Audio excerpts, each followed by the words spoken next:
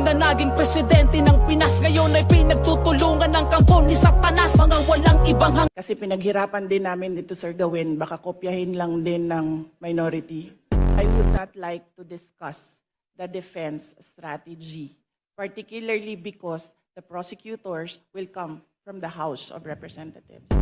Magpinsan po ba si Congressman ko ngayon tsaka si Zaldico?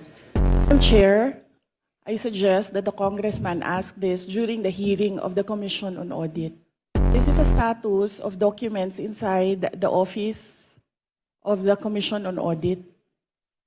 So it has to be the Commission on Audit who will answer what is happening to this notice of disallowance. Chair, this is the subject of an impeachment trial, and I would not like to discuss the defense for the impeachment trial.